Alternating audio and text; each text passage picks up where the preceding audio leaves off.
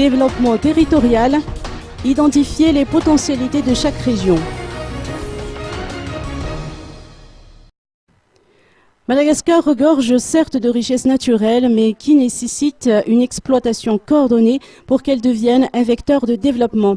Dans un souci de mettre à profit nos potentiels économiques, la vice-primature chargée du développement et le projet SA se sont lancés dans l'élaboration d'un schéma national d'aménagement du territoire et d'une loi d'orientation de l'aménagement du territoire.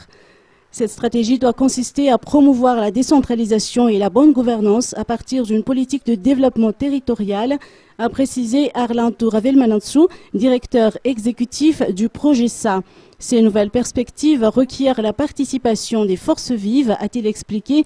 Aussi, membres de la société civile, associations, parlementaires, chercheurs et responsables d'universités ont répondu présents aujourd'hui à une assise sur l'élaboration du schéma national d'aménagement du territoire au panorama d'Andenalif. Il s'agit de trouver les moyens d'exploiter au mieux les richesses de chaque région en vue de les mettre au profit du développement local et national, a tenu à indiquer Azo Ndialanarville, vice-premier ministre chargé du développement et de l'aménagement du territoire. Le document final sortira en 2013, a-t-on appris à cette occasion.